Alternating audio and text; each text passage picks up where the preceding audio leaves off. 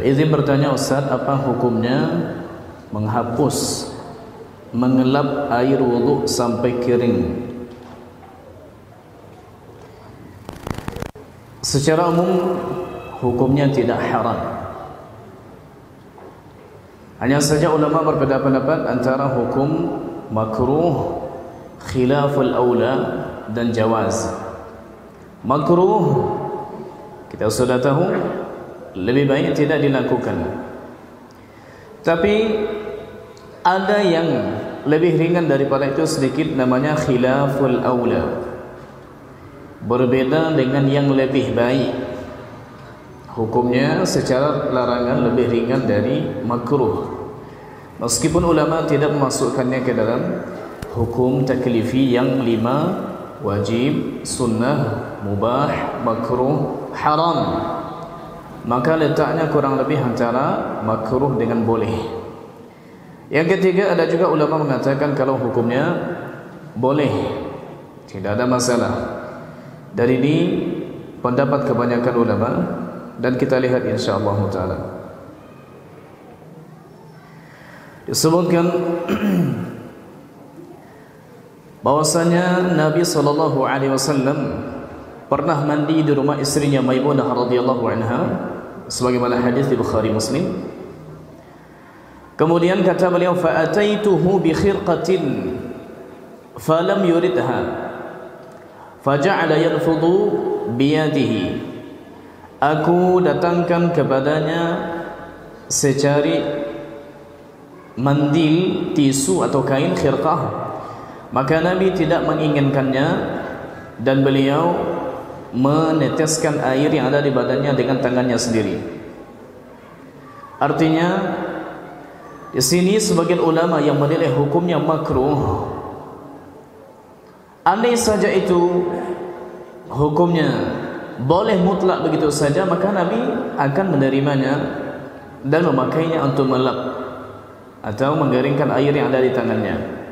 Tapi Nabi ternyata tidak mengambilnya. Ini alasan sebagian ulama mengatakan hukumnya makruh. Ada juga sebagian mengatakan Nabi tidak menerimanya. Hadisnya sahih, cuma cara memahaminya lagi. Nabi tidak menerimanya. Ini bukan karena alasan Nabi tidak mau mengeringkannya. Alasannya mungkin ada ihtimalat, ada kemungkinan-kemungkinan. Sebagaimana disebutkan oleh Al-Hafidz Ibnu Hajar. Kata beliau, ada kemungkinan kalau ternyata ini peristiwa khusus, tidak umum. Ada kemungkinan kalau ternyata ada masalah di kainnya, mungkin kurang bersih sehingga Nabi tidak menerimanya. Ketika ada kemungkinan seperti ini, maka dia tidak kuat untuk menjadi dalil makruh. Ada hadis yang lain tapi tidak ada yang sahih menunjukkan bahwasanya Nabi SAW mempunyai kain khusus untuk mengeringkan air yang ada di badannya, tapi satu pun tidak ada yang sahih. Di antaranya adalah hadis yang diriwayatkan oleh Imam At-Tirmidzi rahimahullahu taala yang menyebutkan idza tawaddaa masaha wajhahu bi tarafi thawbihi. Rasulullah sallallahu alaihi wasallam tatkala berwudu atau selesai berwudu, Nabi menyapu wajahnya dengan ujung pakaiannya. Artinya kainnya disapu, tapi sanadnya dhaif. Apalagi yang lain, ada juga disebutkan kana li Rasulillah sallallahu alaihi wasallam khirqatun yunashifu biha ba'da al-wudu. Rasulullah sallallahu alaihi wasallam mempunyai sebuah kain yang dengannya beliau mengeringkan air tersebut setelah berwudu. Hadisnya juga dhaif. Dan Imam Tirmidzi yang meriwayatkannya beliau sendiri yang menghukumnya tidak sahih. Ada lagi dalil lain bahwasanya Nabi sallallahu alaihi wasallam tawadda faqalaba jubbata sufin kanat alaihi famasaha biha wajhahu. Beliau berwudu kemudian balik jubah yang berasal dari suf seperti kain yang agak berbulu. Ini Nabi balikkan lalu Nabi sapu wajahnya dengan wajah yang tadi ada air, sisa-sisa wudu di wajahnya dihapus, juga tidak sahih. Ada lagi yang lain hadis Abu Bakar As-Siddiq radhiyallahu anhu, Rasulullah mempunyai khirqah yatanashafu biha ba'da al-wudu, punya kain untuk mengeringkan anggota wudunya setelahnya. Ini juga tidak sahih. Jadi tidak ada satu pun yang sahih dari Nabi kalau Nabi punya handuk khusus, kain khusus untuk mengeringkannya. Yang sering, bahkan ini asalnya, bahwasanya Nabi SAW tidak mengeringkannya. Hadis yang tadi sahih, tapi yang tadi dikasih mandil atau tisu atau kain oleh Ibunda Maimunah, tapi Nabi tidak terima.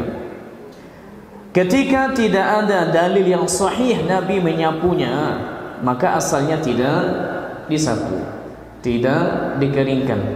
Ini asalnya.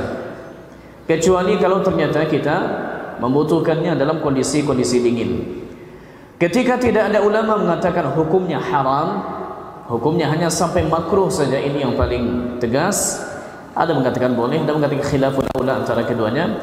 Maka hukum makruh ini bisa hilang ketika ada kebutuhan.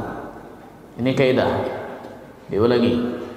Ketika hukumnya makruh, anggaplah begitu, lalu ada kebutuhan, dingin, sakit, dia tidak bisa, contohnya menahan lama air yang ada di badannya lalu dilap, ini tidak ada masalah. Membatalkan wuduk tidak, karena wuduk sudah selesai, toh nanti juga akan kering dengan sendirinya. Maka ini tidak ada masalah. Hanya saja ketika Nabi SAW tidak didapati pernah melakukannya, yang sebaiknya adalah kita tidak mengeringkannya. Tapi tidak ada masalah. Ada juga yang mengatakan bahwasanya air sisa-sisa wuduk yang ada di anggota wuduk kita itu akan menjadi cahaya di hari kiamat. Tapi secara sanad ini juga tidak sahih. Artinya jika tidak dapati sahih dari Nabi SAW, yang ada hadisnya di muttafaqun alaih, inna ummati yud'auna yawmal qiyamati ghurran muhajjalina min atharil wudu. Sesungguhnya umatku akan dipanggil nanti pada hari kiamat dalam keadaan ghurran, mukanya bercahaya, muhajjalin, yaitu tangan dan kedua tangan kedua kakinya bercahaya. Min atharil wudu, dari bekas-bekas wudu. Apakah asar yang dimaksud di sini? Air sisanya? Zahirnya tidak. Yang dimaksud adalah karena umatku sering berwudu, maka di akhirat nanti akan dimuliakan dengan bercahaya mukanya, bercahaya tangannya, bukan air atau sisa airnya yang menyebabkan itu bercahaya. Ada memang disebutkan ulama, termasuk Imam Ali Al-Qari yang wafat tahun 1014 Hijriah. Dalam kitab beliau Mirqatul Mafatih Syarh Mishkatil Masabih, beliau ada menyebutkan bahwasanya, kata beliau, yustahabbu tarku tansyifi li'anna Nabi sallallahu alaihi wasallam la yatanashaf. Dianjurkan untuk tidak mengeringkan air setelah berwudu karena Nabi tidak pernah mengeringkannya.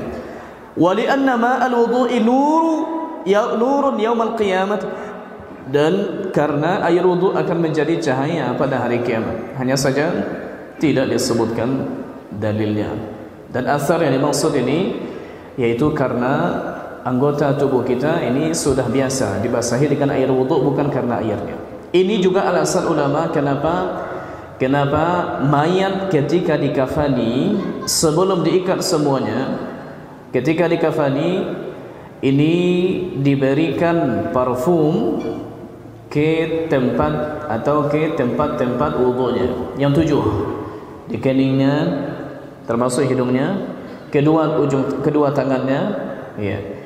Kemudian kedua lututnya dan kedua kakinya. Ini tempat-tempat sujud yang 7. Ini dimuliakan, dan dimuliakan karena itu sering bersujud, ya, bukan karena airnya, bukan karena apa-apanya. Baik. Ini tentang masalah membersihkan atau mengeringkan air atau sisa air wudu yang ada di badan.